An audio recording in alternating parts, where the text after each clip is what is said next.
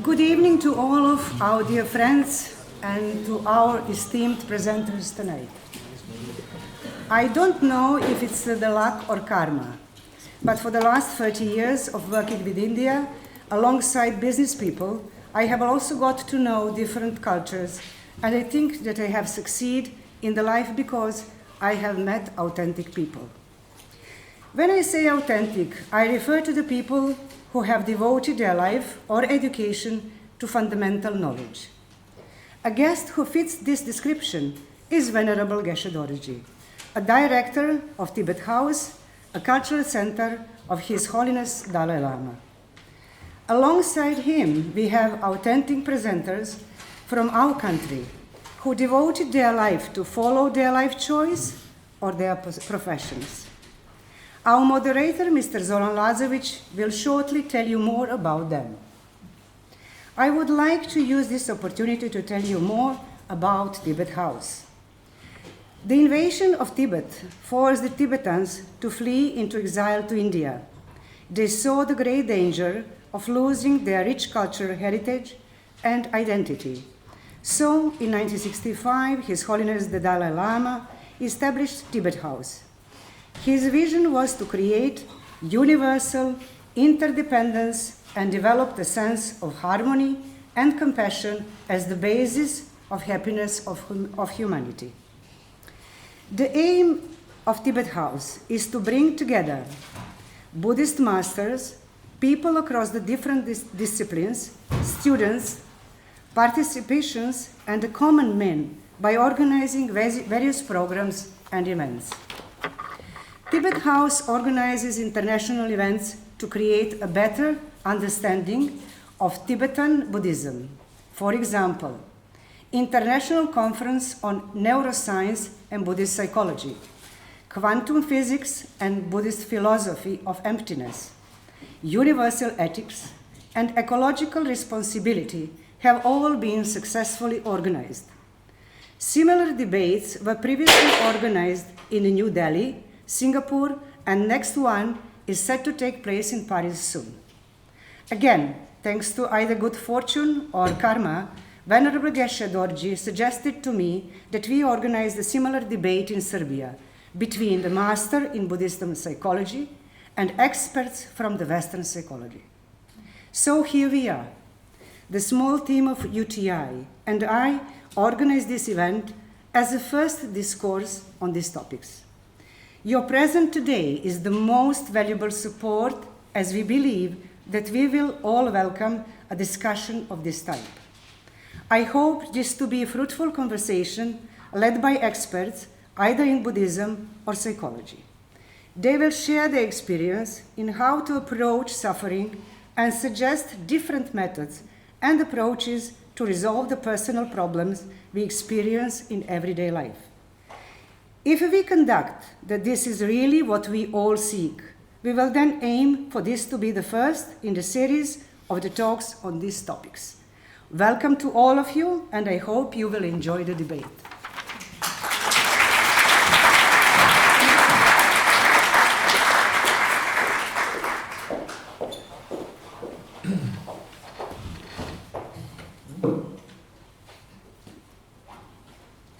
So, hello everybody, and thank you very much for coming. Thank you all of you. My name is Zoran Lazovic, and I would like to introduce the panelists here. So, first I will introduce Sanja Bratina, and Sanja is a clinical psychologist and psychotherapist in Gestalt psychology for almost 30 years. She was also educated in many other psychotherapies, transactional analysis, right, and cognitive behavioral. Yes. So she's working in the field as a therapist for the last 30 years, and also working as an educator. She is actually vice president of Serbian Gestalt Society, and she was working as educator all around region of former Yugoslavia. her main field of work, except counseling clients or patients, was also working with all kinds of people in trouble through NGOs, non-governmental organizations. And so she was working with all kinds of refugees, and then people who were relocated during the wars, and then minority and marginal groups. And so sometimes I thought, when I hear that she was doing all of that, how much human trouble and suffering and pain she was encountering on an everyday basis. I mean, they may seem common to us, but there are all kinds of more and more progressively more difficult situations, and she was meeting with them face to face for a long time. So that much about Sana. So the next how will you say, panelist present here is Dr. Svetlana Zdravkovic, and she is a doctor of psychology and also a Jungian therapist, or therapist of how you would call it? Jungian analyst. Jungian analyst, yes, Jungian analyst, yeah, Jungian analyst. So she's working at the Prime Institution for Mental Health in Belgrade, in the Institute for Mental Health in Palmotićeva. We probably more or less all heard about that place. And she dedicated, except for the last 25 years of working as a therapist, she also made a very significant, you can say, scientific career. She was publishing her works all around the world, basically in all kind of psychology journals and books and things like that. She is also right now docent. How do you say in English? Docent. Assistant professor. Assistant professor. That's correct. Yes, assistant professor at two faculties in Rome and two faculties in Belgrade. I mean, that in itself is another full-time work, right? In addition to that, she's keeping workshops all around Europe, in Great Britain, in Spain, in Switzerland, everywhere. In addition to that, she's publishing books, translating books. Currently, lately, her main field of interest was human sexuality and mental health, and so she published two popular books here in Serbia about that topic.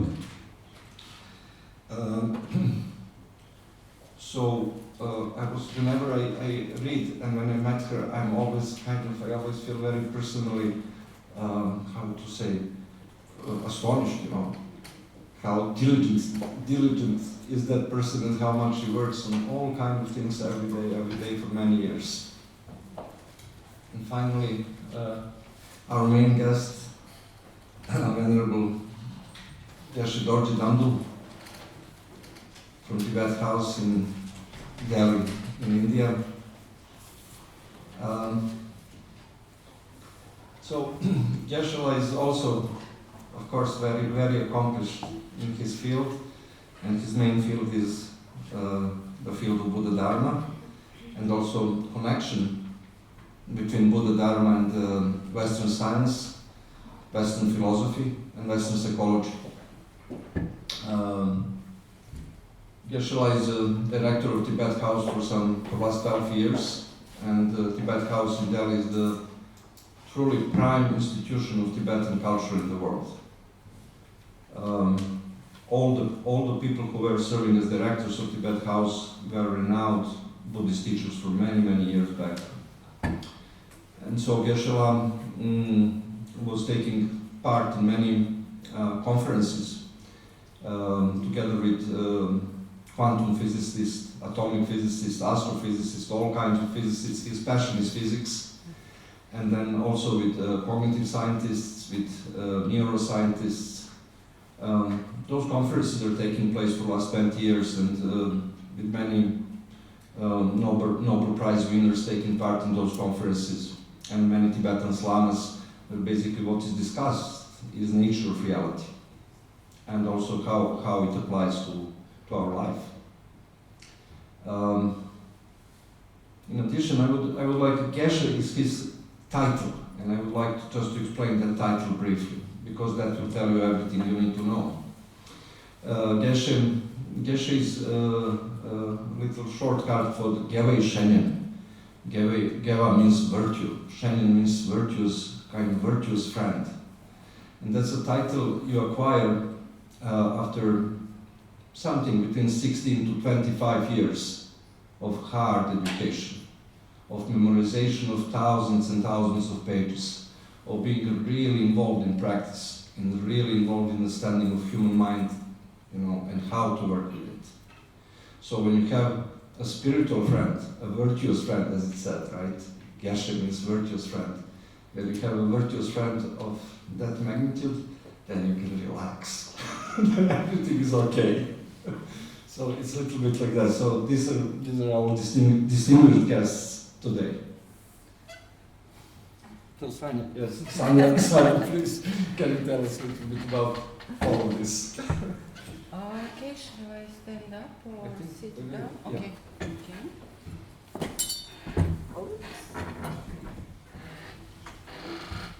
Okay, so here I am, the first one to speak something about the topic that you were interested in to come and hear from our honorable guest mostly, so I'm going just a little bit to warm up the issue, the subject, and I'm really eager to listen to our guests, other guests, especially our special guest, to hear and be inspired by some kind of knowledge which is really similar but quite different from psychological knowledge or psychotherapeutic knowledge that I'm going to speak a little bit about today. So I'm Gestalt psychotherapist and clinical psychologist, as Zoran said. And being a psychologist and psychotherapist in this region, in this part of the world, last 30 years meant that we are really often, especially when we were young, that we were exposed to a lot of suffering, especially because that suffering was not the suffering that we somehow were perceiving as possible to even exist, because we were living in another kind of world, in another kind of system. Especially me, I was believing that war is never going to be possible again, ever. That was the way I was raised up. And that the love and the human brotherhood and sisterhood is something that is going to prevail, and that the suffering is something that it is going to be left in the past. That was the narrative, that was the frame. But this frame was not going to sustain for long, and just at the end of my studies, the war in former Yugoslavia began, and my first clients, not because I wanted that, but because the context, the field, we call it field in Gestalt psychology like in physics, the field brought the clients that were refugees, young refugees, children, that were left without their parents, without their belonging, without their belonging, not only belonging as a material belonging, but emotionally, that were somewhere they never thought they are going to be. And we as young psychologists were sent there to do something. Our experience was not enough. Personal experience was not enough, and I personally didn't know what is the purpose of me being there. What can I do in this field of suffering as a young person without enough money, without enough knowledge, without enough experience, but with high expectations to do something, to make something easier. And I thought it is something that it is not possible. But these young people, these children, learned me that human contact, that presence in this situation, honest present, is healing. And that was the first moment when I realized that maybe there is something in this kind of presence of a human being in a field of suffering, that it is making this suffering somehow different.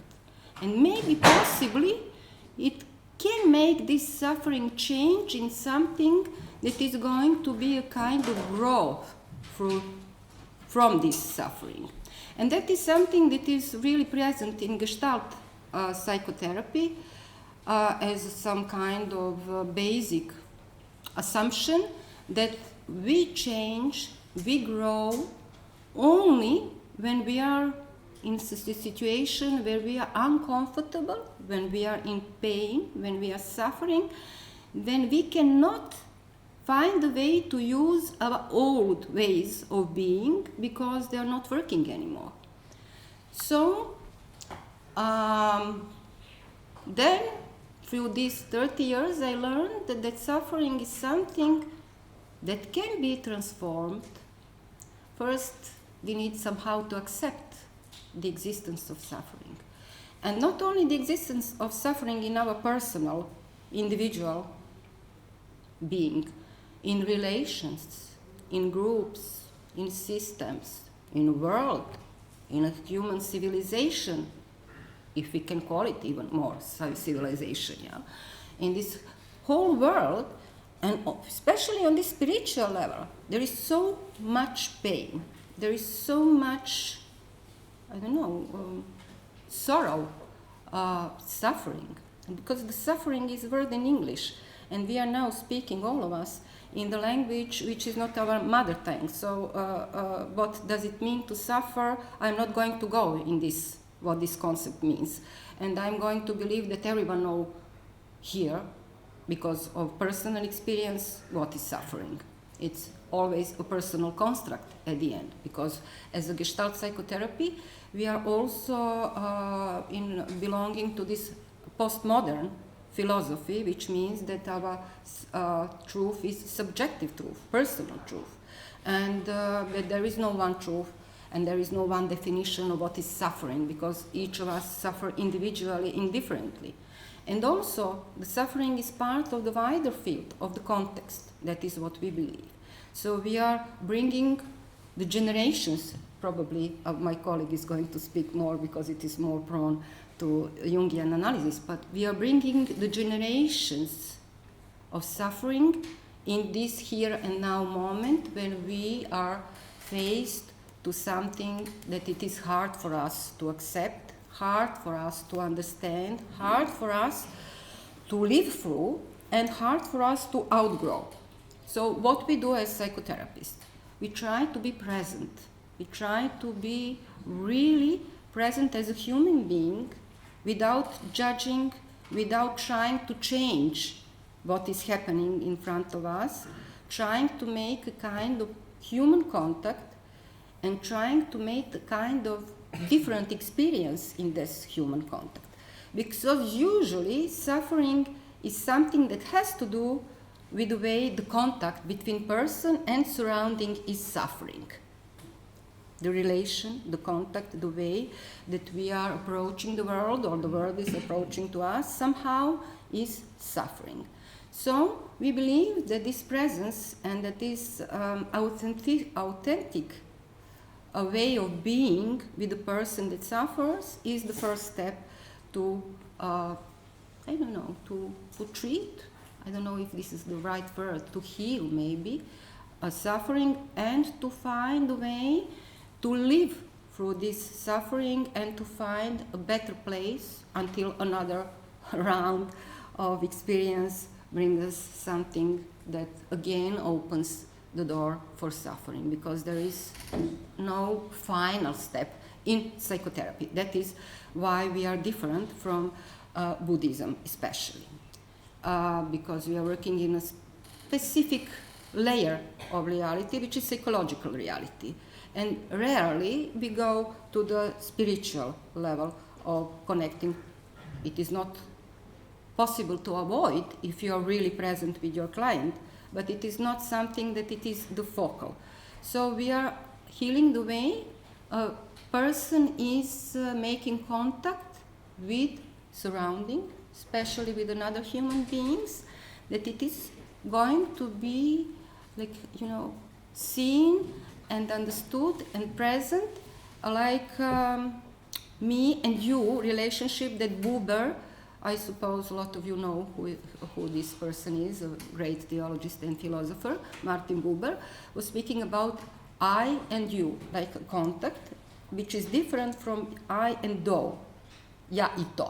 Znači, ja I ti, I and you, which is different from I and thou, because thou is something like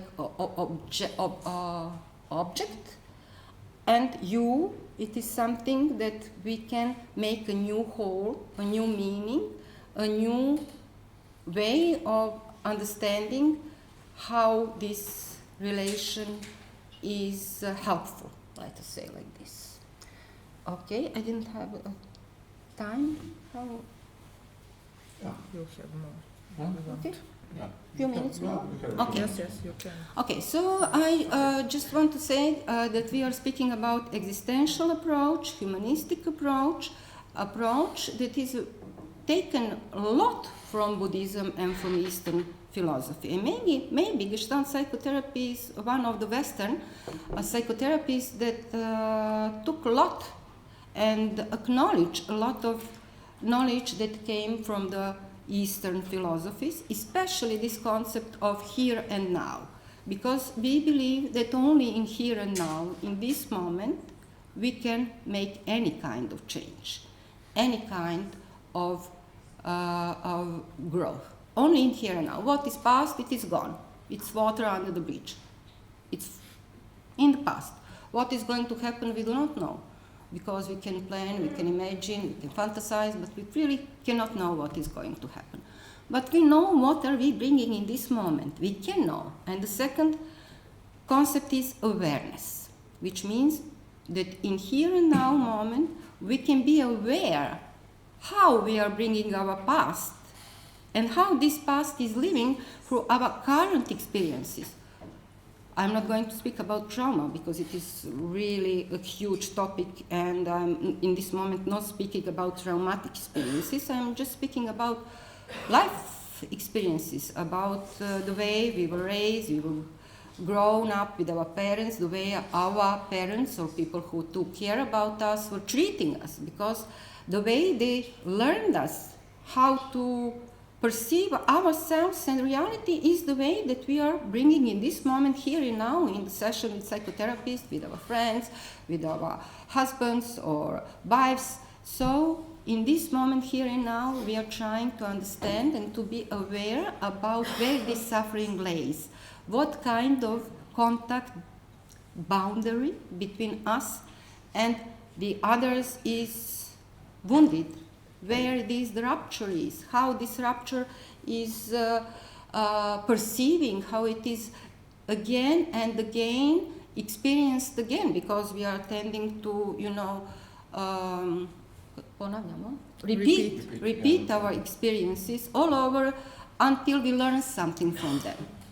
And usually these are not very pleasant experiences. Usually these experiences are not very pleasant, and we are always in a kind of question, why again, how again?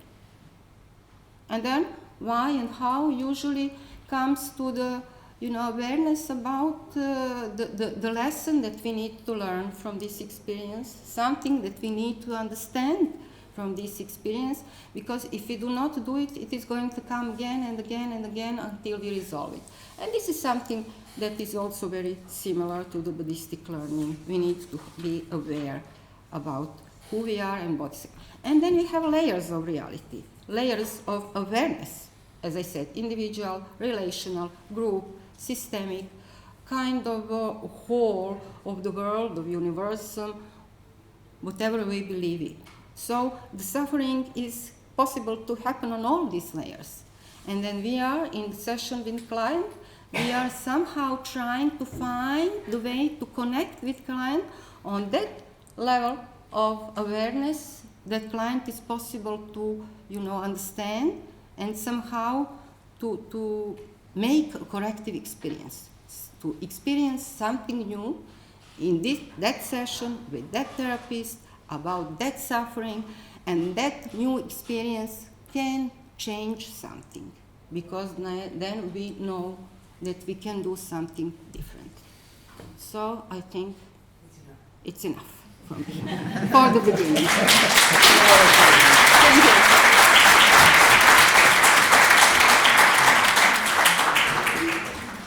Thank you, Sunny, very much for everything you taught us right now. Thank you.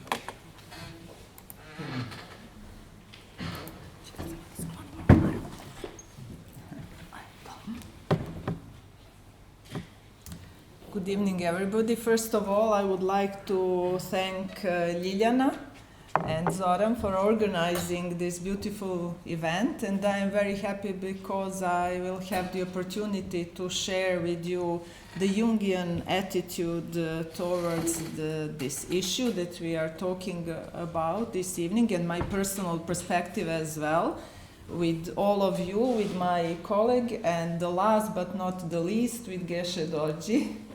So I will start talking about understanding and eliminating of suffering in Jungian psychology and analysis. And I will start with the question, are really true stories the best ones? For me, often they are. And imagination expressed in arts, in different parts of arts, literature, music, dance, painting, etc., based on true experiences. And when I say the true experiences, I don't mean only the events that happened, but I also talk about our lived through psychological truths.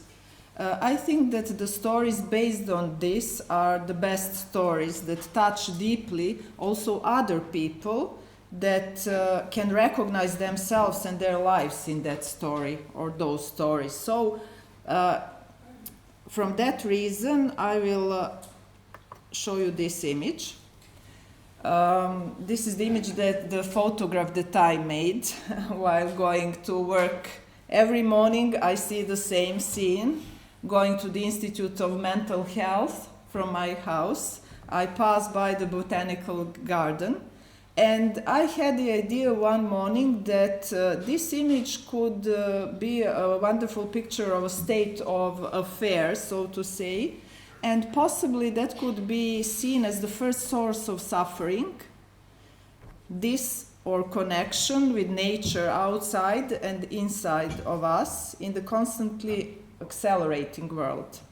So, being aware or not, we are living today in a world that is constantly accelerating in various modes. So, the rhythm of everyday life is becoming faster and faster every day.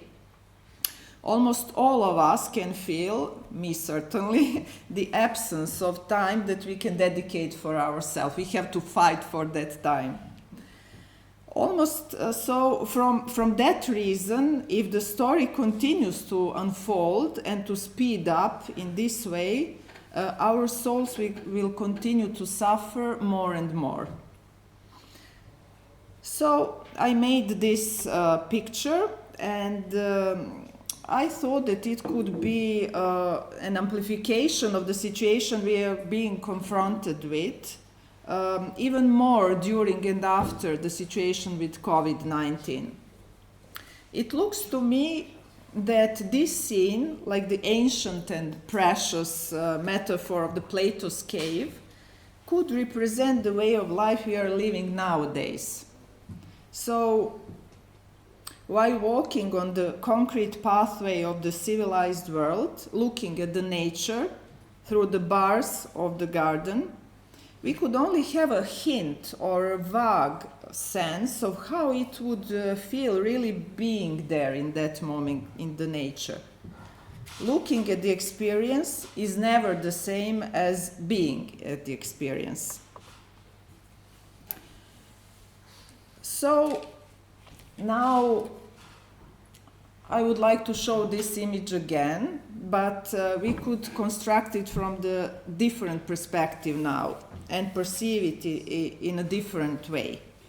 So, in order to perceive our soul suffering better and to experience what is causing that suffering more precisely, we need to slow down. And I think that is a very hard task to achieve nowadays. So, in Jungian analysis, dreams and active imagination can be very useful in this way. So,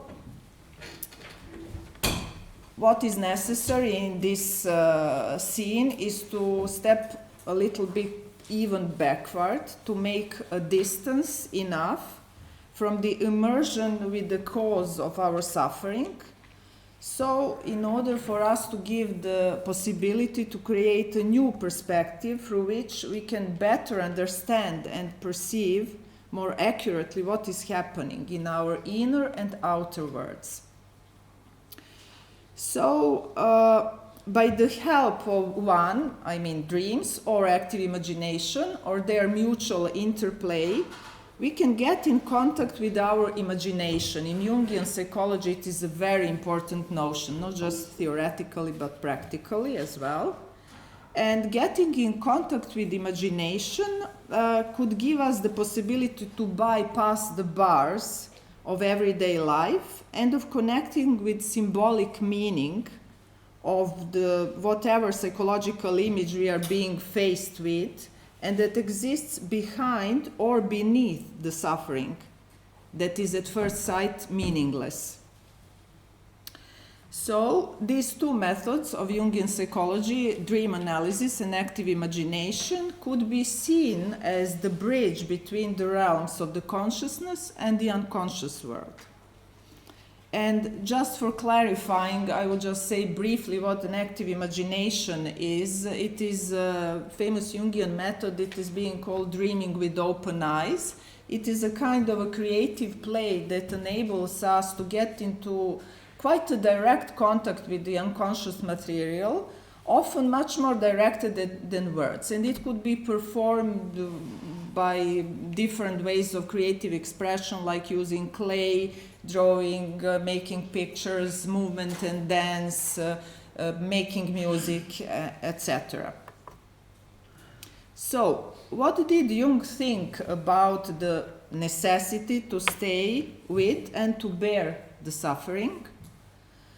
One important thing that he said was that the conflict is the inherent feature of life. So, the implication is that a conflict, internal or as well as external, created nowadays but by accelerated way of living, often can lead to neglecting or even denying a good enough relationship with ourselves. So it leads to one-sidedness. And one-sidedness leads to devaluation or even negation of the wholeness of the personality. And when the union of opposite, the wholeness, is in danger, the balance, our soul suffers. So when our soul suffers, various symptoms emerge: psychological, psychiatric, psychosomatic, somatic. I mean, not only here in Serbia, but all over the world, we know that the psychiatric illness number one is depression, anxiety. So we are dealing with all these things nowadays. What did Jung say about suffering? I will give you some quotations and the sources so that you could look deeper if you want to investigate more. He said that every psychic advance of man arises from the suffering of the soul. We can change anything, we can't change anything unless we accept it. Condemnation does not liberate, it oppresses. I am the oppressor of the person I condemn, not his friend and fellow sufferer. He also said that the individual may strive after perfection, but must suffer from the opposite of his intentions for the sake of completeness. And he adds, the united personality will never quite lose the painful sense of innate discord, conflict. Complete redemption from the sufferings of this world is and must remain an illusion. I will show you this striking image. It was at least for me, and it could be the amplification or a metaphor of one-sidedness. And The message could be, do not treat your anima, your soul, your psyche, your emotions with the hammer of your thoughts, because the consequences could be devastating. Connected with this, Jung said, suffering that is not understood is hard to bear, while on the other hand, it is often astounding to see how much a person can endure when he understands the why and the wherefore. Neurosis is always a substitute for legitimate suffering. So when somebody is trying to close his or her eyes to avoid suffering, symptoms arrive. To live oneself means to be one's own task. Never say that it is a pleasure to live oneself. It will not be no joy, but a long suffering, since you must become your own creator, says Jung. So, I was then thinking, what could be the other source of suffering?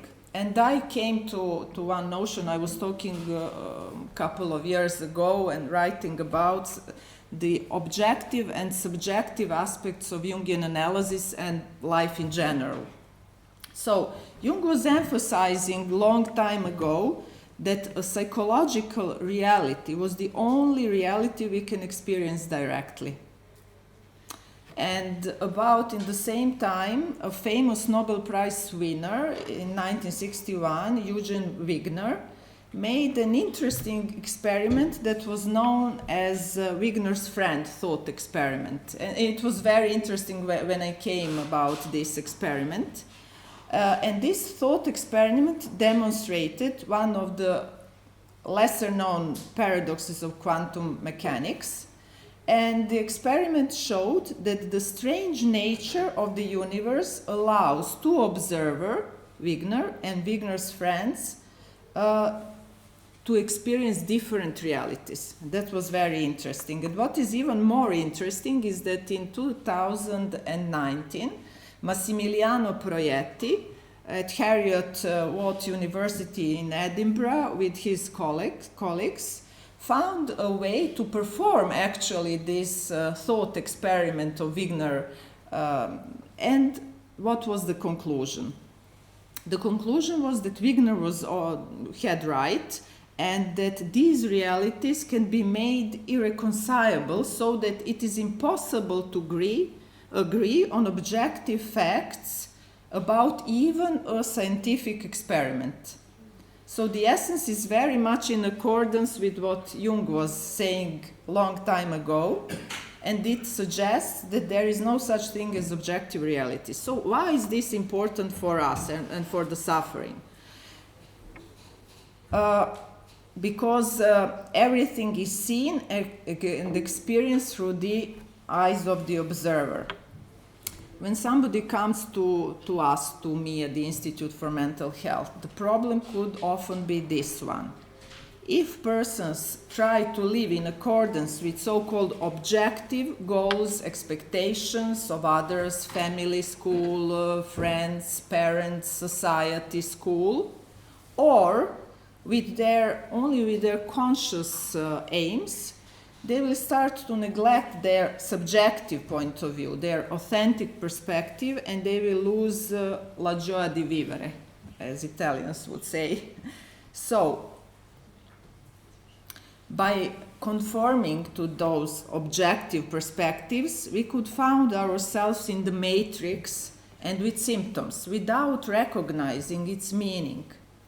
And of course, each of us, in a certain moment, when somebody is in trouble, comes to a choice. And the choice could be seen as this. You know about the red and the blue pill. We have the possibility to try to know the truth, to find out the truth about ourselves, or we have the possibility to take the blue pill and to continue closing the eyes even harder. So, the question is, do you want to dive into liminality and to know yourself, or you want to close your eyes and avoid facing the reality and possible suffering? And you all know those beautiful metaphors from the Matrix first part. So I just want to show you this beautiful image that was made by Japanese artist Shinya Mahi. He was very engaged with liminality, liminal space and time. And I will just tell you what is this notion, Jungian notion, liminality about. It is about the transitional periods that one can find oneself in between two stable phases in life.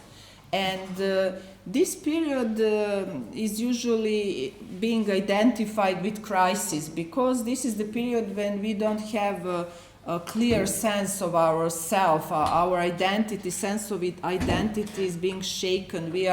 We find ourselves somewhere betwixt and between, as English would say. But at the same time, each crisis is the opportunity to find something new about ourselves, to find some new creative solutions. So in order to face the suffering and to do something about it, we need to go into liminality, to dive into it. So, in order to see the whole fruit, to have the rich experience of ourselves, with everything that the metaphor of apple could bring with itself, it has a beautiful color, 3 dimensions, we can smell it, we can taste it. When a person is captured in a complex, in a Jungian sense of way, when a person is bounded by his or her history, he's not living an authentic life. And while we are captured in the Jungian complex, we see world in a two-dimensional, as a two-dimensional. We can't have the full impression of ourselves and the others. So what is the role of Jungian analysis? In the safe place, a temenos of analysis, people are being accepted and understood as they are, without judging, within a deep, significant communication with the analyst, communitas. And the aim of this acceptance by the analyst is that the person gradually starts to accept themselves as they really are, with their good and bad sides as well. And the consequence of that is also that we begin to see others more as they really are, with less projections and expectation, and that can reduce as well the suffering we are repeatedly feeling because others or ourselves are not keeping our step with our expectations. So another thing that is very important is acquiring more sincere and modest, humble attitude in order to establish more profound relationship with ourselves that leads to our reduction of suffering. So we need to know that we don't know, as Plato said. That is a very important thing, to have that modest attitude that is nowadays becoming a very rare situation and condition because of the narcissism that is growing and taking the huge measures. So another thing that is very important that I would like to emphasize is the humor and the role of the humor, because the humor is helping us to relativize our perspective and our own significance, because sometimes we think that we are extremely significant and we aren't actually. So for the end, because I have a little bit more of time, I will show you the quote from the words of Charles Mingus, one of the famous jazz musicians. Jazz is a beautiful metaphor for life and analysis as well. So he said, making the simple complicated is a commonplace. Making the complicated simple, awesomely simple, that's creativity. So exactly that, among other things, is our job while working with people that are suffering.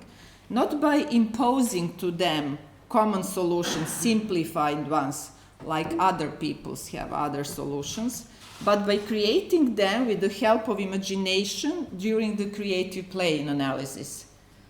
by respecting individuality of persons and their authenticity, and thus helping them to find, through complexity, their own simplicity. And of course, while doing that, we need to be aware of the difference between simplicity as massa confusa of undifferentiated experiences and simplicity based on wisdom of the heart, I would say, based on experience, not only of the wisdom of the head. So to conclude, in order to reduce our suffering, we first need to see and to feel it in the full measure, and then by getting in contact with our creativity, we can reduce the suffering and regain our joie de vivre. But this is not over, never. It is the process that is continuing during the whole life, not like a circle, but more in a spiral way. I will stay here because my time is finished, so thank you.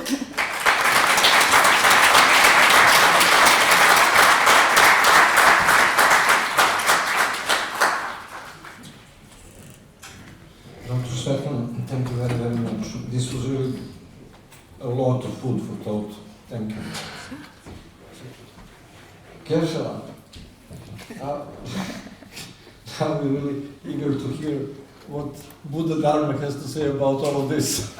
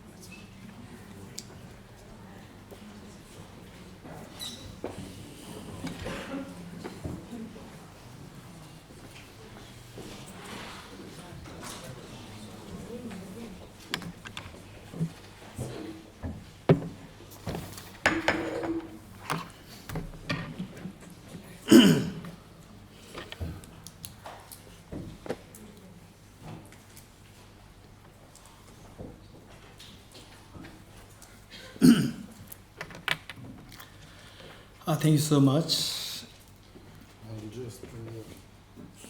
Just for a minute, for a picture.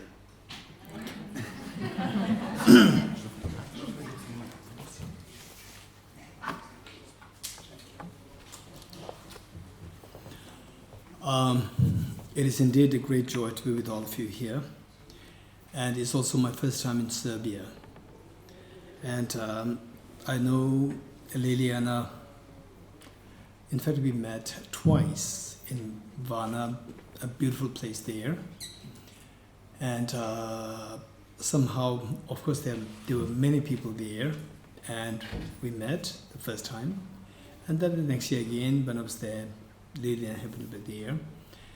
And she just expressed the possibility for that I come to Serbia.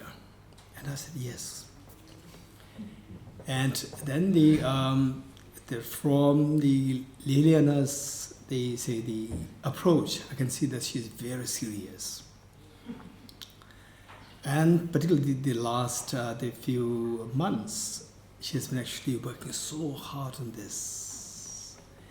And had it not been for her, the perfectionism, hard work, enthusiasm, and the purity, most likely we have already given up coming here because of not getting the visa. And then the Liliana was communicating with Tivero's secretary, and I was getting all the exchanges on CC. What do you call it? CC. And I could see that how serious she's taking the pressure. And then I wrote a personal message to her saying that don't take pressure. And I'm very flexible. You are extended. If this is the only choice, we'll do that. just to make sure that somebody who's so pure, so hardworking, should not suffer. So this is how it came into the meeting came into existence. And at the airport, it was extremely beautiful to meet Liliana and the Mladen and Jelena, two of them just exuding their love and affection. So beautiful. This is how I was welcomed to Serbia. Thank you so much.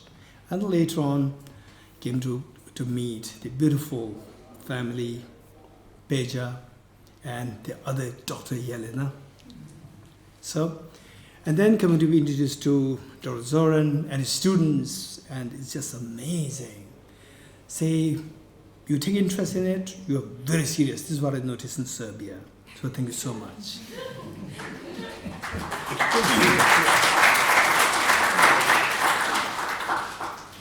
And then they one evening or one lunchtime, I met the Sveta and Sania, Svetlana and Sania. I met them and I would say that, oh, that's amazing. Why not we organize these programs? Don't just put a hold there. Why not we continue to do this from different places? So the Liliana, she really encourages that these things happen. Exchange of the dialogues, debates, and so forth among the different disciplines. So, without much ado,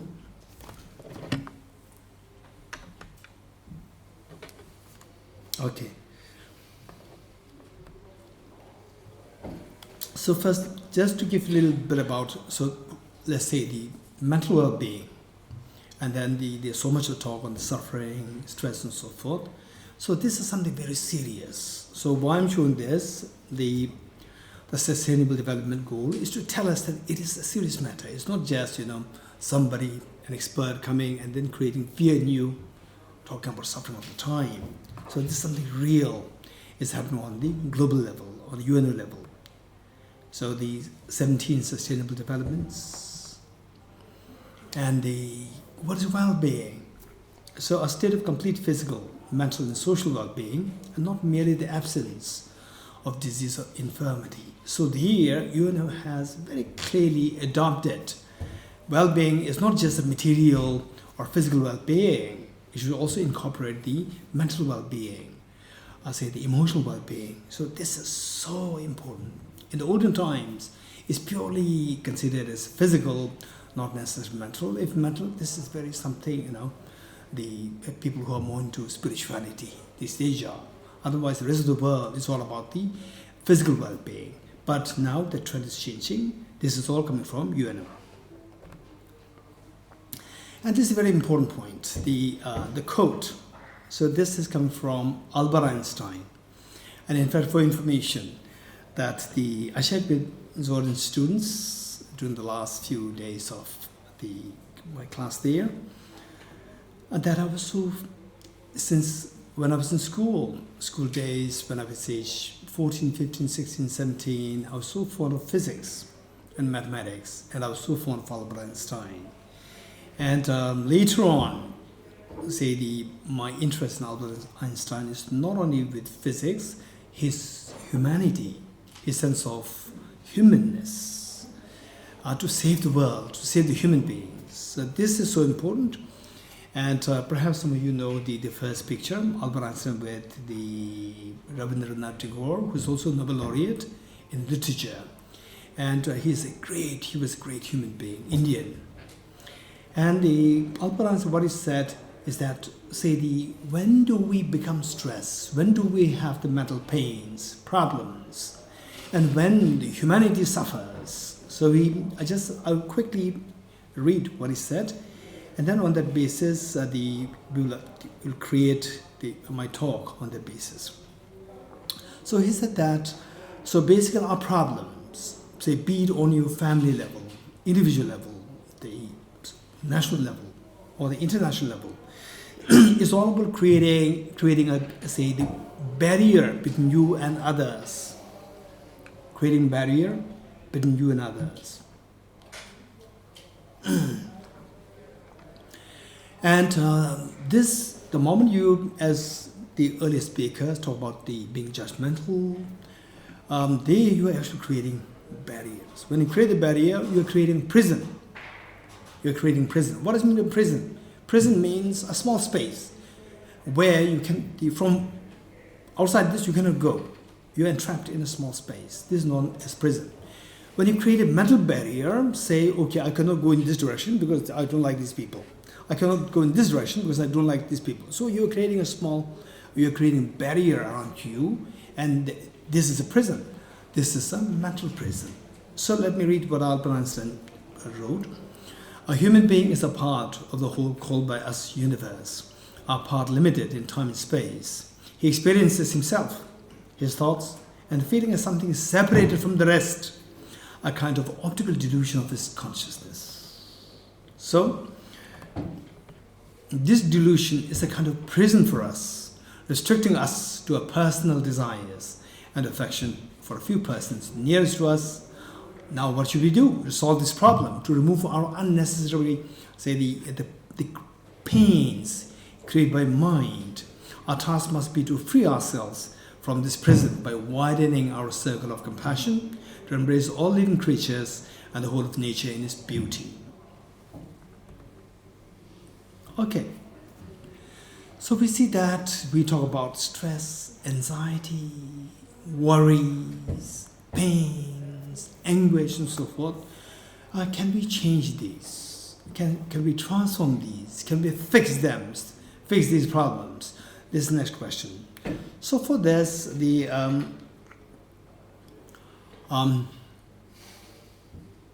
for this we see that what did Charles Darwin have to say?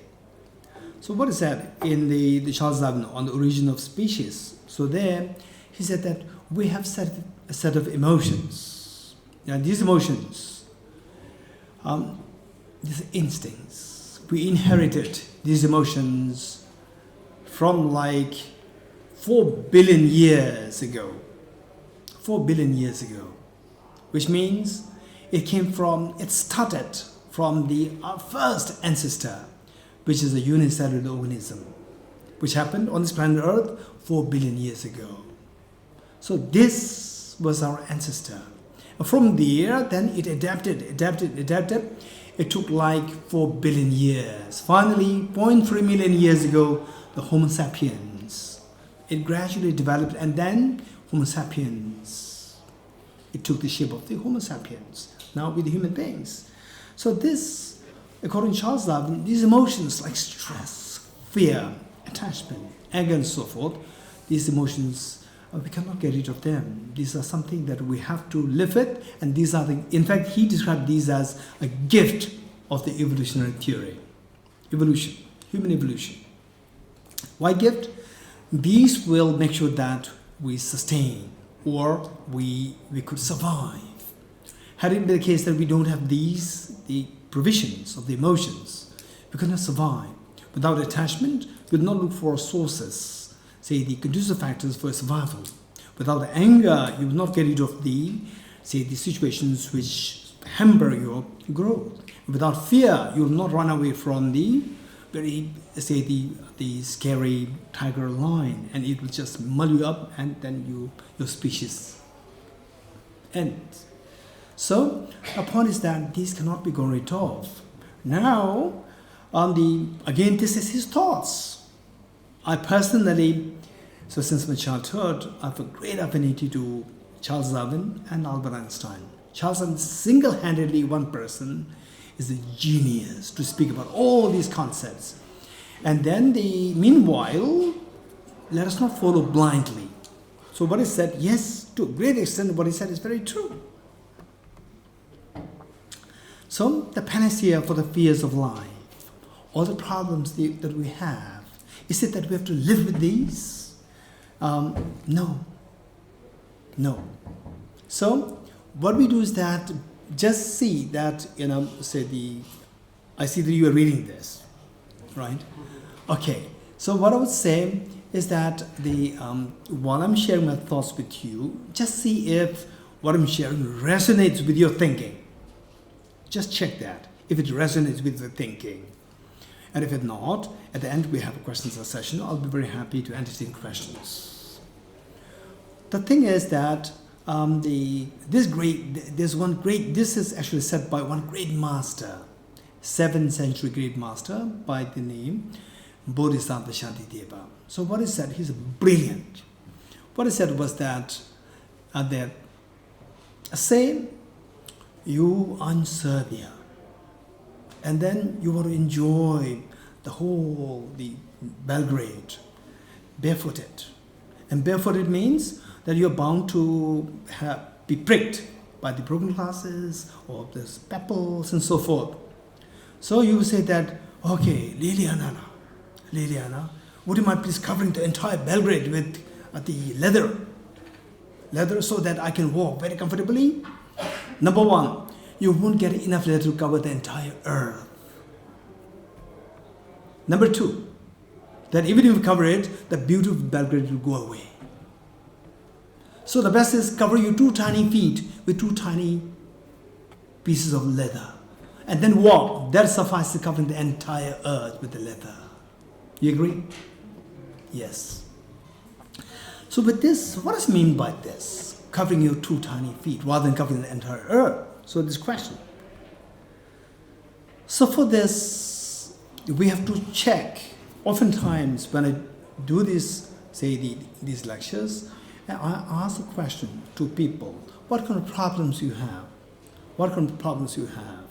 So most of the people would say that I have a problem with my neighbor, I have a problem with my mother, I have a problem with this, that, and so forth. Right? So this is the problem. And the question is, finally, what do you want? You want the problem or you want to get rid of the problem? If you want the problem, you can enumerate, this is a problem, that's a problem, it's fine. If you want to get rid of the problem, then you would think of another alternative way. That is, thus far, you have attempted, make all the attempts to get rid of problems and still be suffering. You agree? So, now it is time for us to look for an alternative way. Say that thinking of fixing the whole land, covering the entire, with the leather, instead of that, see if you can fix your 2 tiny feet. Cover these 2 with the leather. That suffices that the covering the entire earth with the leather, and also that the beauty can be appreciated. So is there such a possibility? This question. For this, we have to check the causes. Only if you can check the cause, identify the cause so well, and fix it, your problems will be fixed. If you don't identify the causes, then if you think that it's only there's a stone there, there's a broken glass there, there's a broken stick there. If this is a problem, if this is how you identify as the cause of the problem, you will never be able to fix the problem. So finally, what do you want? You want the problem or you want to fix the problem? You want to fix the problem, then you have to go for the alternative thinking. So for this, we have to identify the cause so well, precisely identify the cause. So,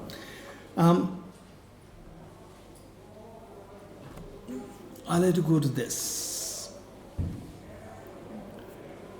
So finally we see that, for example, let's say, okay, these are some very simple examples that I give you, and then you see if you can apply this to your real world. If it works, that's amazing, right? And if it doesn't work, then come to complain to me. Okay, it doesn't work. Okay, so let's say that, finally, let's say, just imagine somebody from behind you hits you like this. Are you happy or not happy? Okay, not happy, raise hands. Not happy, raise hands. Somebody hits you like this from behind you, raise hands. You're not happy, raise hands. Very happy, right? Very happy, raise hands. No one, no. Okay. So first what do you do? We should be very realistic. First what we do is that we we just look at the person. Who is that person? Right? Then you interpret it. If the person is your brother or sister, who you missed the last 2 years of COVID what? COVID lockdown. Who you missed the last 2 years of COVID lockdown, right? Suddenly you say, it's your brother, it's your sister. So this beating, or this, what do you call it? Patting is like a gesture of affection. For you, this is how you interpret it. Whereas if this is a stranger, how dare you touch me, right? Get out. Okay, so look, you interpret the same thing very differently. So the point is that look at these 5 points. This is how our mind works. It's the same thing, somebody just pats you like this. Same thing, but when you become angry, upset, or you become very happy, it depends on your interpretation, not the other person patting you. So how do you interpret it? So this interpretation decides you are stressed, or you are not stressed, you are happy. Let's see how it works. There are these 5, your mind works with these 5 functions known as the 5 ever-present mental factors. They are so, our mind works. There are thousands and millions of ways of how our mind works. For example, some people, they're very good in mathematics, they're very good in studies, but they're extremely terrible in the public relations. And some people, they're so good in public relations, the moment hey, come and sit down, you sit down, you fall asleep. Right? And some people, they're so good in music, hopelessly in mathematical calculation. Some people are so good in mathematical calculation and hopeless in painting. So all these are the functions of the mind. So I'm quickly going to touch these 5 points, how our mind works. First, your mind comes into contact with the object which you interpret as pleasant, unpleasant, whatever, neutral. You come in contact. Then we move to number 2, and then you pay attention to this. You pay attention to what this object is. Then the number 3, differentiation. Then you say, oh, this is my sister who I missed the last 2 years of COVID lockdown. Or this is a stranger who I don't know at all, and how dare he touch me. So that is your differentiation, or that is your the discrimination. And then depending on your discrimination, then the feelings arise. Say, if it is the sister, the brother who you missed the last 2 years of COVID lockdown, then you see a very pleasant feeling comes. You agree? A very pleasant feeling comes. You like the pleasant feeling or not? Yeah. You like it. Because you like it, what triggered this pleasant feeling? That person and the pat, who you identified as your sister or the brother who you missed the last 2 years of the COVID lockdown. So, because that you want to sustain this pleasant feeling, and who triggered that? That person. So you embrace. Embracing is known as love and affection. So, intention. After the feeling is the intention. Intention is the intention which directs your body, speech, and mind to move. Okay, I sit like this all the time, and suddenly I move like this. So you see that, okay, now he must be feeling a little pain sitting like this.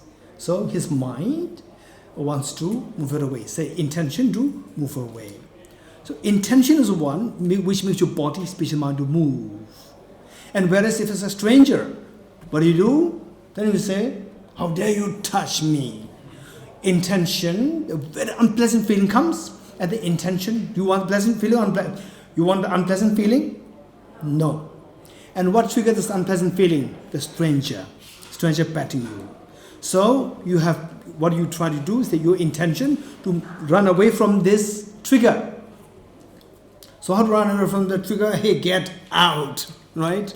Get away from me. So this is, and then say when we go through, complications in the family, complications in the workplace, and so forth, So there, you cannot really run away from the situation very instantly. For example, say the water, okay, this water is not too good, I give it away. But the family issues, the relationship issues, or your work, job, so on, it's not something like, you can just get away very easily. So your mind tries to run away from these, run away from the trigger, which create the unpleasant feeling. And because you cannot run away, the mind is suddenly resist. So this resistance is known as the stress. Intention to run away from this, you cannot run and still try to run away. So this is the resistance, and this is known as the stress. And if the stress is intense, it can become, anxiety. If the stress is prolonged, it can become chronic or depression. So this is how it works.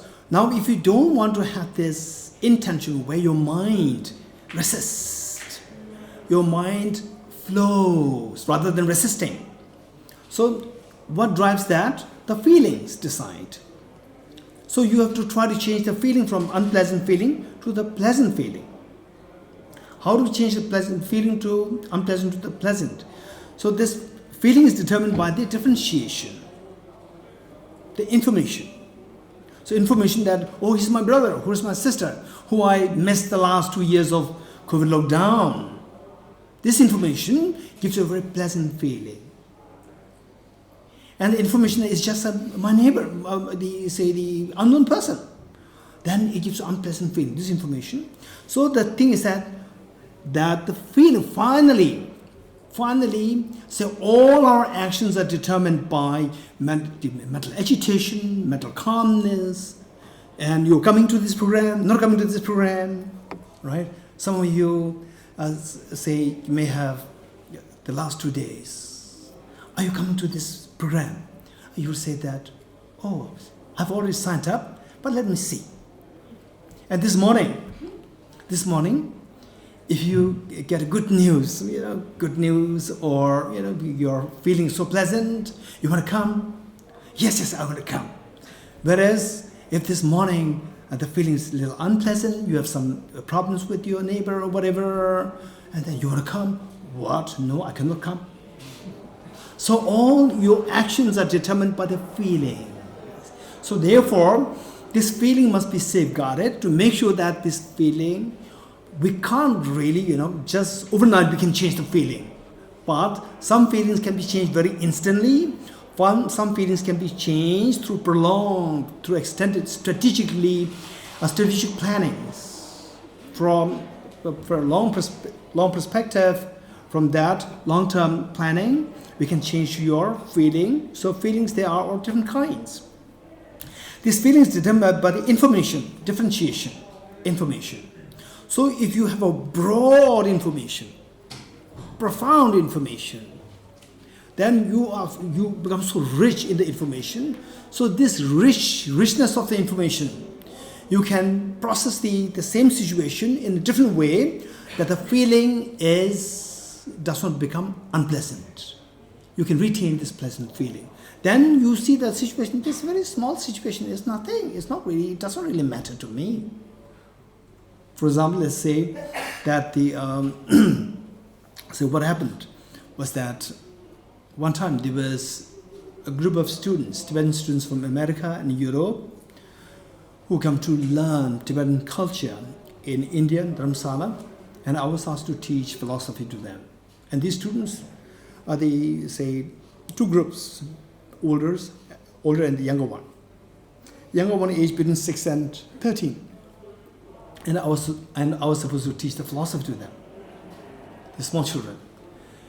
And particularly there was one boy who was a backbencher. And everybody was busy scribbling what I wrote on the blackboard. And this boy was just chilling out. And I have to go to tell him that, are you not writing something? But I cannot say this Because in America, if this is what you do, it may not be too well entertained. So what I did, first row, second row, third row, he knows that now he will come to me. So finally I came there. Then I said, oh, you're not writing anything. What did he say? He said, sir, I lost my pen. Then I put my hand in my bag in which I take extra pens. Then I put my hand in the bag. The girl who was sitting just next to this boy, this girl was the best student in that batch. And this girl said, sir, he's telling lies. He has a pen in his bag. Okay, now look, I have two information. You're getting it? We are talking about the differentiation. I have two information now. One information says that, I lost my pen, sir. I cannot write. I'm sorry, I cannot write. I lost my pen. This is one information that I got. Other information that I got is, no, he's telling lies. He has a pen in his bag. I have two information. Now, I have to process the information. Processing information, say, easiest would be, I put my hand in his bag. 100% I'll get a pen.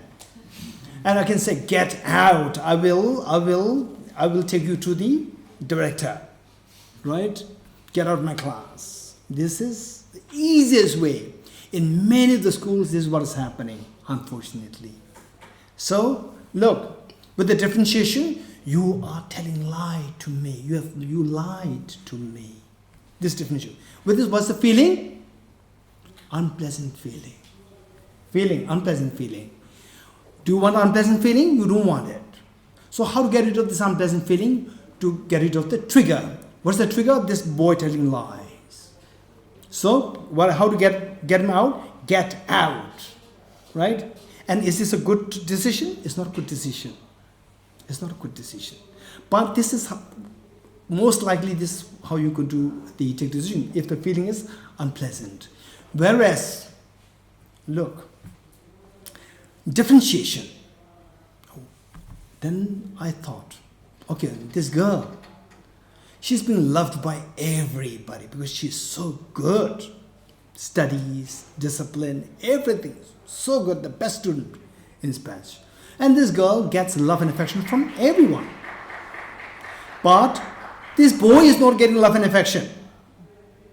Both of them are very young, age 11, 12. And both of them require love and affection. And this girl has ample of love and affection from everybody. And this boy is not getting love and affection. Today is an opportunity for me to give love and affection to this boy. So I put my hand in my bag, took out a pen and gave it to him. And the boy reluctantly started to scribble something. The next day, I entered the class. And the students, they were all age 6 to age 13. Their span of attention span is too short. But I have to pretend as though I expect you to pay attention to my lecture for 1 hour. If I said, no, you're very young, your attention span is short, even this 5-10 minutes, they will not last. Right? So I pretend as though I expect you to pay attention to my talk for 1 hour. And then after 15 minutes, attention gone. And everybody is scattered here and there. Then I told them, okay, whether you want to listen to me or you don't want to listen to me, it's up to you. During the break time, during the recess time, during the break time, I'll ask question. And whoever can give the answer can go for a break, you can chill out. And those who cannot give the answer will stay with me. I will also not go out, you will also go out. And the bell rang, the break time, ding, ding, ding. Then everybody excited to go out, right? So I said, who is going to give the answer now? Then everybody raising their hands. So I gave opportunity to one. Nobody could give the good answer. Even the best of the students, they couldn't give the correct answer. So half the answer correct, half wrong. Finally, this naughty boy raised his hand. And then deep inside me, I did not, of course, I did not talk But inside me, I'm feeling that best of the students, they couldn't give the answer. How can you give the answer? You don't pay attention to what I talk. But no, this is not how I should behave. I also asked him the question. Believe it or not, he gave the perfect answer. Believe it or not, he gave the perfect answer. And to my amazement, and to your amazement, he was not sitting at the back bench. He was in the front row. I didn't notice that. Wow, I was so impressed. Inside me, I felt, you made my day today. Thank you so much. And I said, now you can leave. And he packed up. He packed the bag. And he did not leave. He went to the door and put his bag down. He was leaning against the door like this. It was like a very naughty, mischievous boy. So look, this child's behavior, this is not mischievousness. This is a sign of his confidence in the love of the teacher.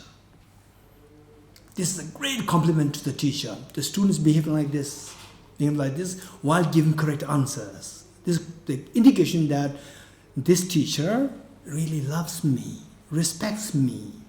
He did not discount me. He did not really despise me for my telling a lie. He still respected me. He was overchanged. He was changed overnight. So look, say my attitude towards him that, okay, he is also a small child. He also needs love and affection. So when I feel that, what's the feeling like? Pleasant feeling, not anger, right? So with this pleasant feeling, then you embrace the child rather than get out.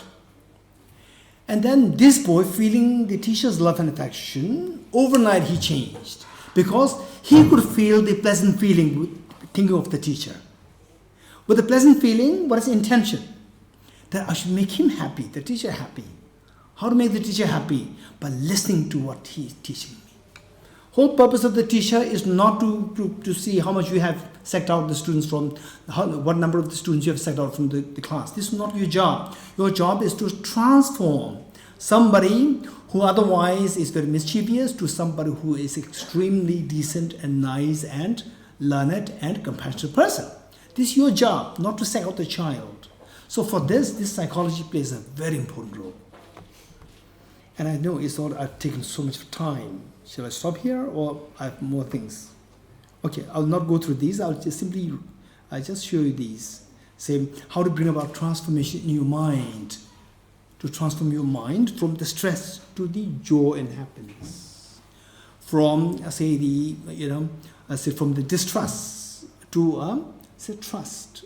How to build these. So they are very important topics. Of course, I took too much of time. And there's a cognitive transformation, affective transformation, and so forth, attention transformation. And this I like it. His Holiness says, okay, look, this is our attitude. Say that we want to get rid of our problems, but we do the opposite. His Holiness says, I do not understand men. They spend their lives to use their health to make money. And when the health goes, then they spend the money to recover the health. What is this? Right? This is how unwise we are. So our job is to know those 5 points, how the mind works, and try to fix this feeling so that your intention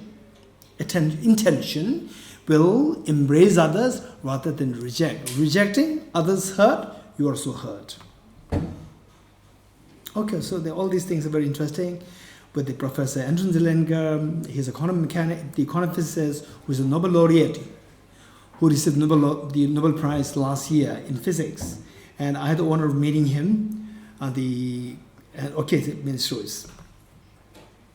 Okay, there are ways how to transform the feeling from unpleasant to the pleasant so that your stress, anxiety, these things will be removed. Okay, then several of these points, and if you're interested to have the PowerPoint, I will leave it with Liliana, and you can take it. Okay, thank you.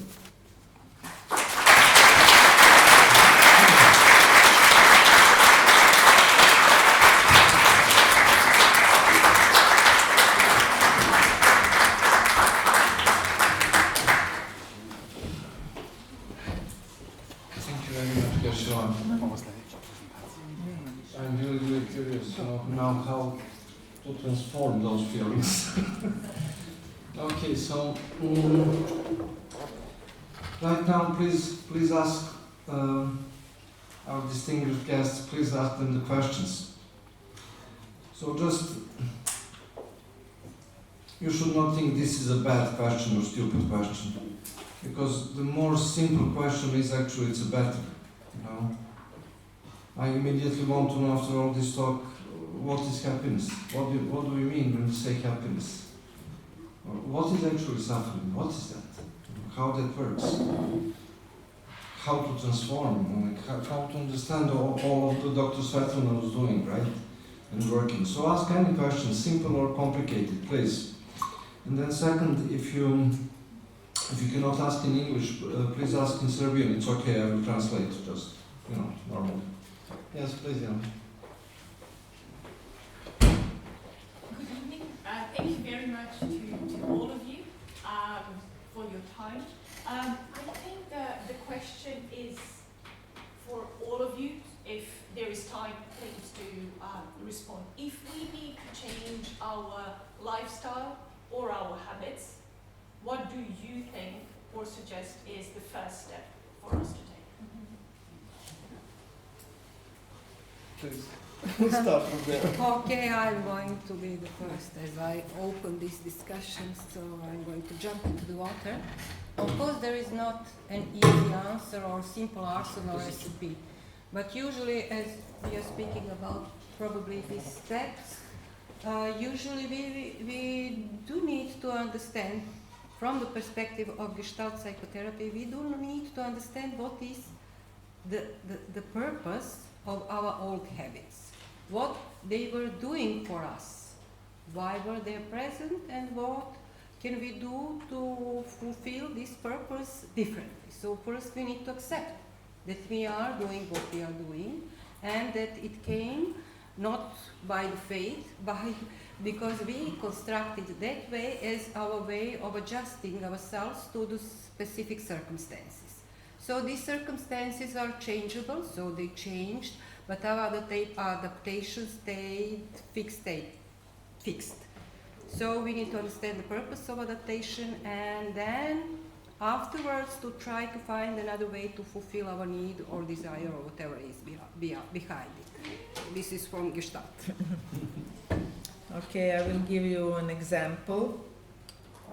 I have quite a few patients or people who are coming to see me who would like to stop smoking, for example, but they have a huge problem in doing that. It is not an easy thing just to stop. Because there is not only a physical dependence but also psychological one. So, what do I say? When you feel the need to smoke, you could try to prolong and delay to take the cigarette, and then you can write and pay attention on what is going through your head at the moment. What are you trying to cover with taking a cigarette, for example? So this could be very useful in two ways. First, you can delay taking another cigarette, and on the other side, you can gain some new insights. What is going through your head that you are not noticing because you have that habit of covering it? So that is the starting point.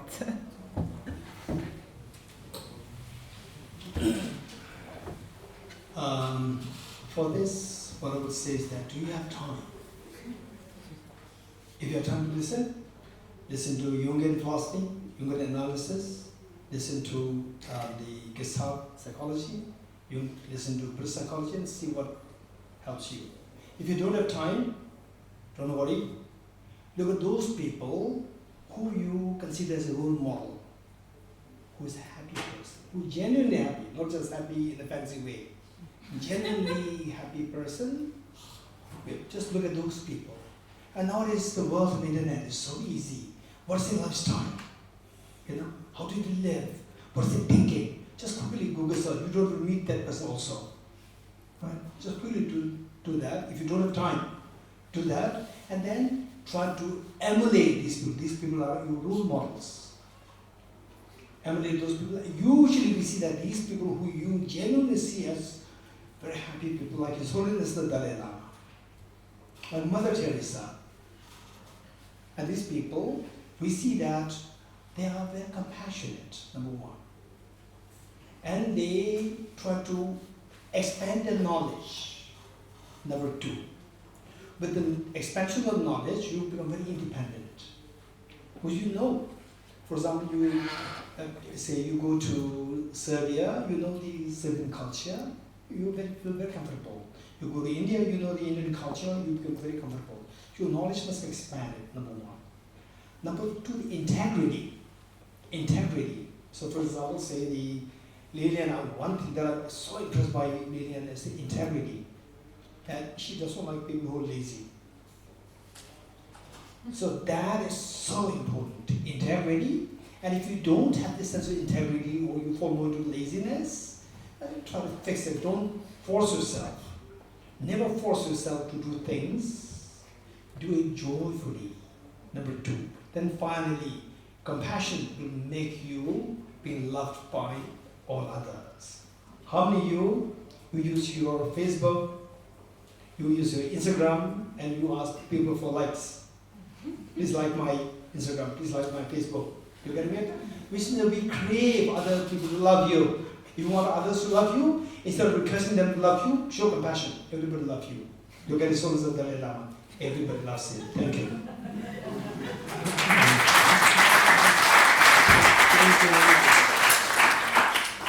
So, next question, please.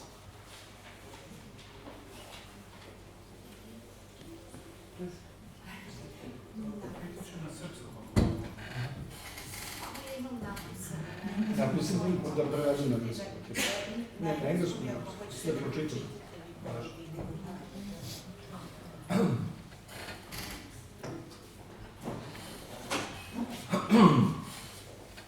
So the question is this: if through meditations and other techniques we have become much more fragile and sensitive, how can we raise ourselves to such a state that we can help others, especially those who do not have a voice, such as animals and plants, without being emotionally broken by their suffering? How to turn empathy into sympathy and be stable, which means you can go and help others and fight for them. Do you have any recommendations for this process, because these beings need us more than ever? Yes, sure. I think this is your specialty. No. I Would can you answer, would but you I something will. to try? I try to see what's I mean, it is connected with what you just said about having compassion and empathy for other beings, not only for our species, but also to be aware of other creatures and their potential suffering, and not looking at them as objects, but also as persons, as creatures that could suffer and be happy, and to do what is possible for us. Every little movement that we make, having a pet, giving him our attention, for example, on the smallest scale. And of course, we could do as much as we could do in different societies, associations, fighting for the rights of animals, depending on your ambitions and the possibilities.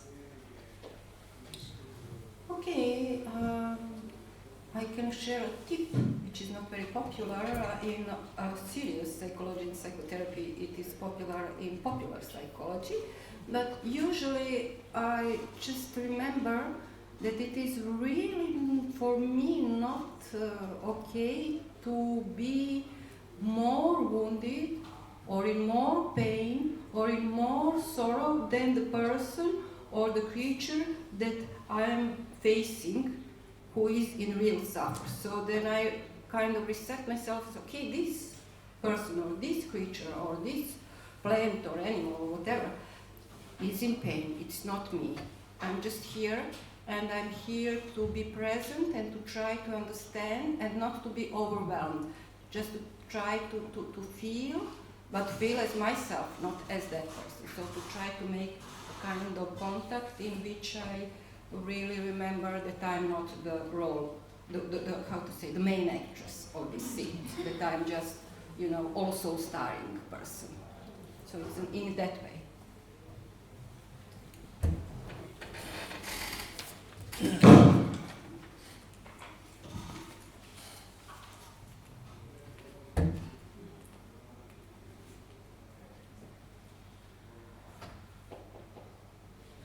Okay, this is extremely, I really sympathize with this, the question now. Your question, it's so precious. For the reason that you could feel your love and affection towards the animals, ecology, so important. Yet, on the government level, we see that it's all not being taken too seriously. It's more neglected. So you could feel the pain, and as you feel the pain, your energy drains, and you cannot actually help. So you want to help. So out of love and affection to the animals, to the, let's say, the poor sections of humanity, animals, and also the plants, environment, and so forth. There's so much love and affection, and with this, when you see that others are suffering terribly, your energy drains, you feel burnout, you feel that. So you don't have the energy left to really help the beings. So how can we do that your love and affection remains very intense and strong, at the same time your energy is not drained, your energy remains very, let's say, firm with you, very strong. So for this, this is in fact a question which the Zoran asked yesterday in the class. So for this, it's just a quick, because I have to speak in few lines. I have to make it very short. But if you want to, if you're very serious with this, you can discuss more and attend Dr. Zoran's classes. That will be very helpful. So the point is that there are three, ideally speaking, there's three scenarios. I create three scenarios, and you choose. The first scenario is where you have so much love and affection towards animals and ecology, and when you see that they are suffering, you feel so much of pain. Okay, so much love and affection, so much of pain, number one. Number two, no pain, no love. No love, no pain. Who cares? This is number two scenario. Number three, so much love and affection, but no pain. You getting it? So which of the three situations you want? Of course, number three, where you have so much love and affection, where you don't feel these draining pain, so that your energy is retained and you can work to support them, help them. So three problems. So how to make it possible? This is the question. So when there's love and affection, you keep thinking more about how the humanity needs them, how they need human beings. We are all interdependent. The more we think about this, our love and affection will grow towards them, number one. The pain, underscoring the pain is, there's one phenomenon known as objectification. When you objectify things when we see things so objectified, when you don't look at things in relative terms, then the pain can really go too deep. So for example, say, I give you one exercise. So when you see even the pain, even the situation, the environment, is like a dream. It's like a dream. When you realize this, your pain dissolves. Yet, your love and affection will not dissolve. It will be very intensely strong there. So how can you see? But there's a reality there, somebody suffering there, there's animals suffering there, climate, the environment is destroyed, this is the reality, how can they be like dream? This question. So, finally, what do you want?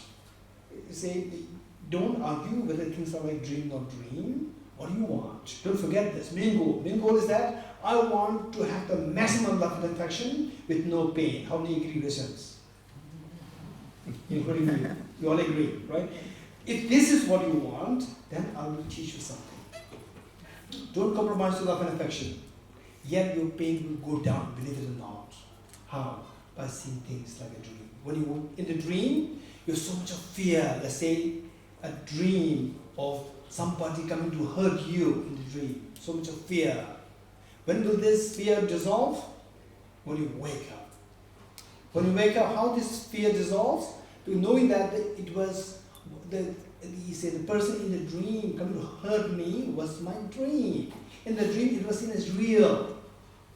Then the pain dissolves. So let's say that let's say I am very unhappy. You getting it? Okay, let's do this exercise. I am very unhappy. You, the lady who asked the question, happy. You getting it? Okay, let's say that the lady and the team worked so hard and the menu was changed 3 times. They worked so hard, right? And all the people, and you are part of this working team. And they say, you're so thirsty, you're so hungry, and Liliana, can we have something to eat or drink? Oh, we're so feeling so thirsty, so stressed, having to change the menu 3 times. Then they, suddenly you see a box there. In that box, from the box, you can hear this sound. This sound means there's somebody there. It is not only me that I was hungry, thirsty for the last few hours. There's somebody there inside who is also hungry, thirsty for the last few hours. So you knocked, banged and asked, how are you? Hey, I am very unhappy. Okay, louder so that anybody or the rest can hear you. Louder. I am Very unhappy. What did you hear? You? How are you? I am very unhappy. You heard this, right? Oh, it's not only me, there's somebody there who's also very unhappy, right? And you just open the box and you see these 7 people there. Are you unhappy? No, I'm very happy. I just said I. And you must be the one who's unhappy. No, I just said and. And you? I just where? Right? I'm very happy. Who said I'm unhappy? Re, on, ha. And then the last one, you must go on who is unhappy. No, I just said P. Right? Nobody said it. Is it my illusion? Am I hallucinating? Then you bring the Zoran with you as your witness. How are you? I am unhappy. What do you hear? Again, you heard the same thing. I'm very unhappy. Oh, Zoran, am I hallucinating? Or is you actually heard it? Yes, we heard it. Right? Don't worry, you're not hallucinating. It's very good. Heard it. But when you go there, again, nobody said it. You getting it? Objectively, there's nothing there. So what did you hear? What you heard was, you just combine these 7 words, 7 syllables, put them together, your mind put them together and create a concept. I am very unhappy, right? And then you just go so down, I'm very unhappy. And somebody says, you have a cup of tea, what tea am I unhappy? Right? So in actuality, nobody said it. So likewise, your mind, oh, the animals are suffering so much, they might have so much of pain. So when yes, every animals are suffering, that's true. But your energy is drained. What drains the energy? When empathy, you could feel the pain yourself. What drains the energy is not simply because you see the animal suffering, because there's something else there, your objectification of that. So when this objectification is, oh, they are suffering so badly. So the first mind, your mind works in time. The first piece of mindset, I. Second piece of mindset, and. Third piece of mindset, very, have. Last piece of mindset, P. The first mind says, I and left. Remaining mind yet to come. Yet to arise. You agree? Yep. Then the second mind says am. And the remaining mind here to come, the first one, the second one gone. So the last mind says P and his job is done, left. And no one piece of your mind said, I am very unhappy. But you as a person, you put all these moments together and create a concept that I'm very unhappy. This is known as objectification. So it is not seeing the animal suffering that you are suffering, it is objectification of the animal suffering that you are suffering. So the benefit of this understanding, if you can apply this in your real life, it requires a little bit of exercise. If you can apply this is known as a concept of emptiness, concept of dependent origination. This concept came into being, but dependence on the 7 different moments. Independently, there's nothing from the object who said that I'm very unhappy. So if you learn this concept, then what happens, the benefit is that how many of you have used T-strainer in your life? Raise your hands. T-strainer. Good. T-strainer meaning? Okay. Yelena, what's T-strainer?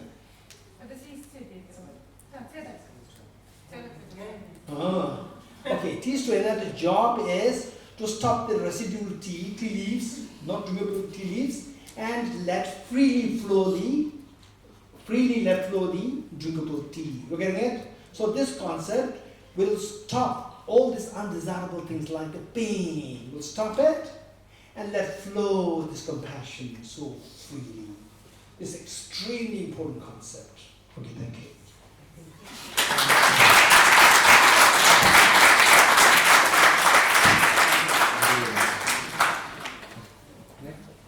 One more question. There was somebody up there like asking a question. I'm sorry, you over there, can you ask please? Ja ću pokušati da nekako postavim neku vezu između ovoga što je do sada bilo vezano za san.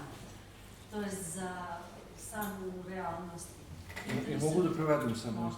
Okay. So should we try to make a connection, of what was said up to now with this understanding of dream in reality?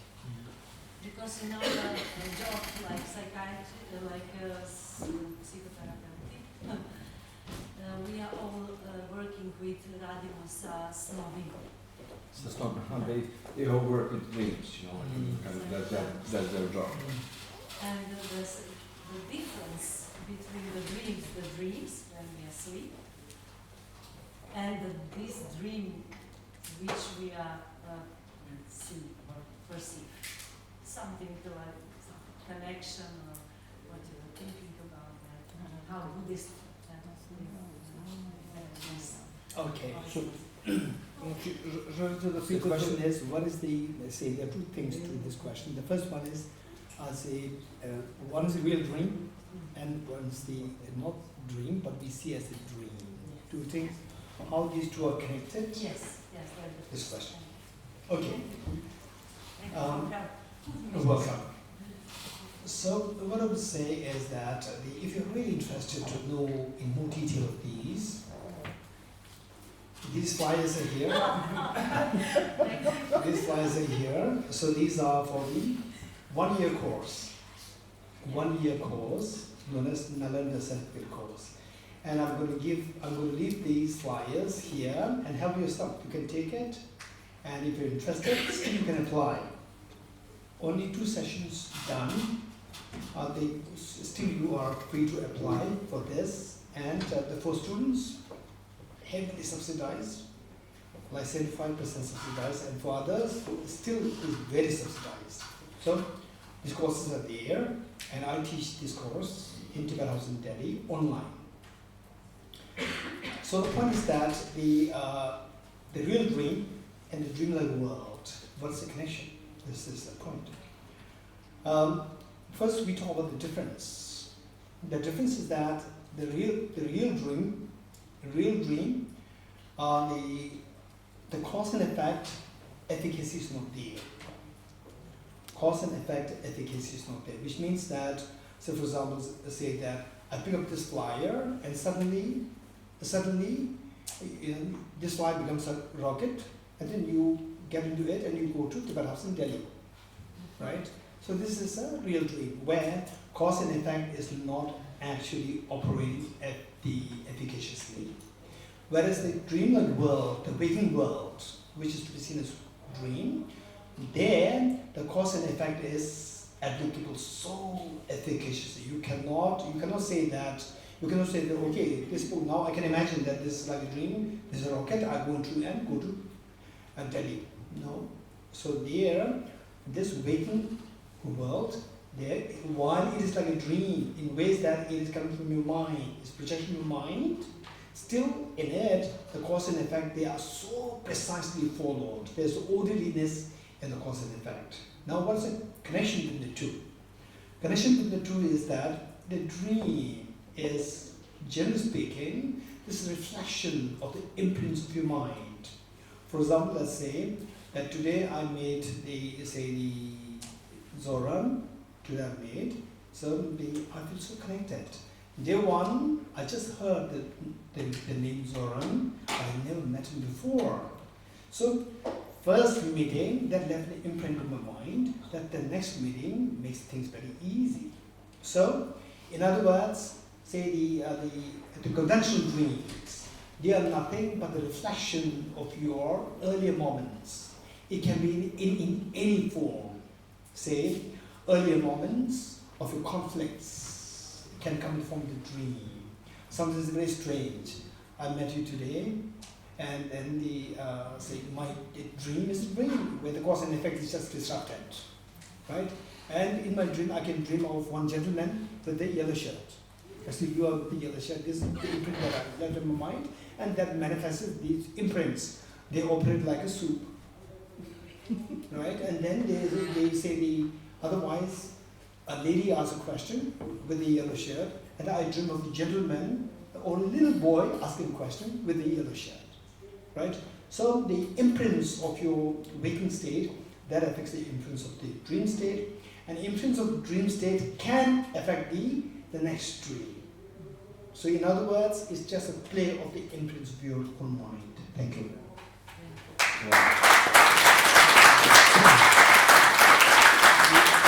I'm curious, do you maybe, because you're both also interested in dreams as psychologists, do you have anything to add to this maybe? Yes.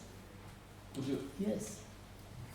I think it is maybe, I don't know, something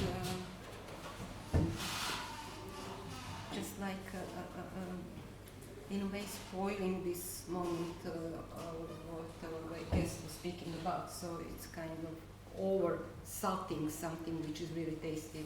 And that is what we heard just a few moments ago. But to defend psychotherapy, Gestalt psychotherapy and psychology, I would say that for us, dreams are perceived as a personal message.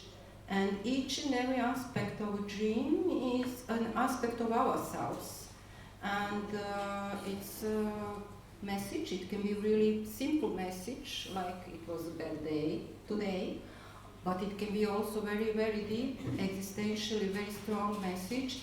And usually we do really know to understand the difference between these dreams that are kind of dreams that are daily dreams and these really deep ones which are really significant, and we keep them even through all our lives. I really believe that most of you have even childhood dreams that are remembered in our current days. So I think that the dream is a kind of a road towards ourselves, which is not what Gestalt said. For us, it is known as long as we are speaking about dreams, and that is as long as we exist and have records about us, because dreams are really very important from my point of view. I can't say anything about that kind of difference, but I can only say that in Jungian psychology, dreams and the interpretation of dreams is very important, and it is a well-known method of Jungian psychology.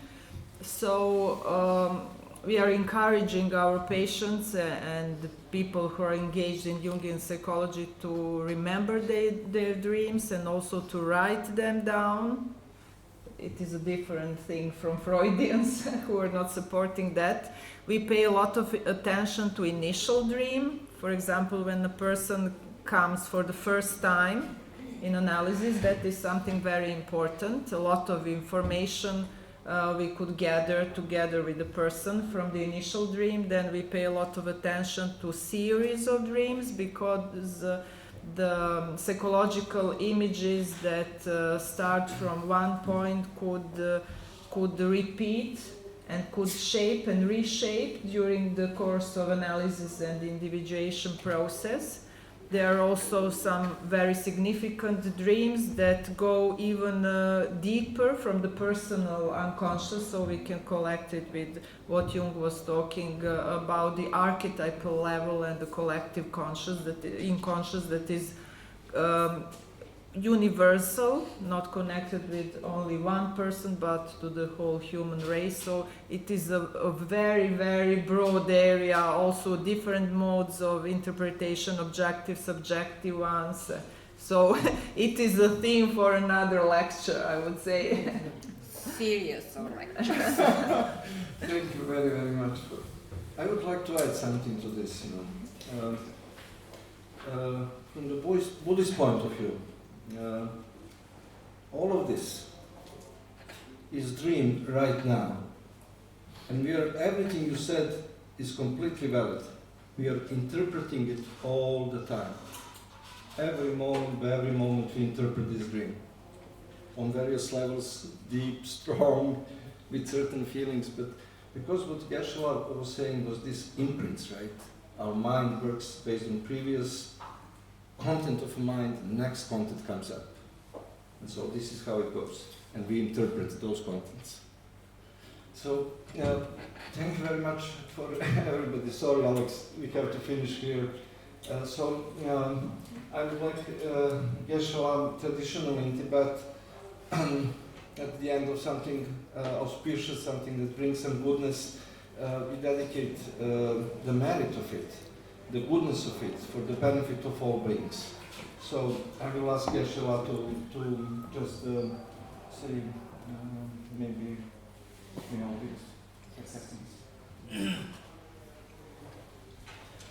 I'll say a few verses in Tibetan to pray for the well-being of the whole world, and the human beings, animals, environment, both ways, and that all these unnecessary conflicts, wars, border tensions, they all dissolve, and that people gain sanity in their thinking, to embrace each other more than push each other.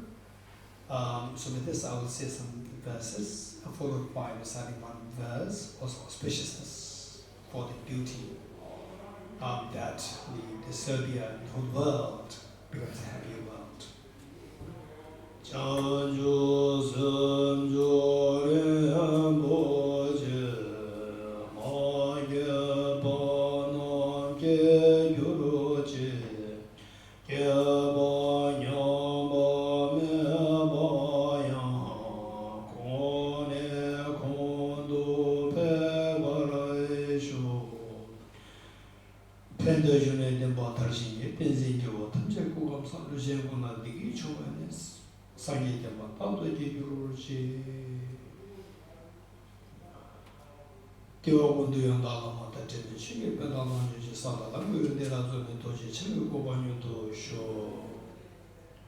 Om ye dharma hetu prabhavam hetum tesham dathagato yavatat tesham chayo nirodha evam vati mahashramanaye swaha.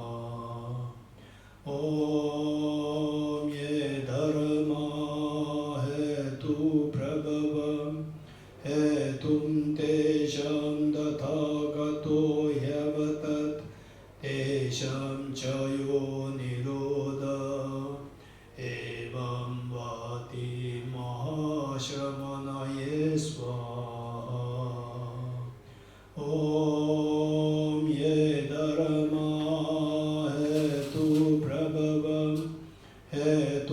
tesham dathagato hyavatat tesham chayo nirodha evam vati mahashramanaye swaha.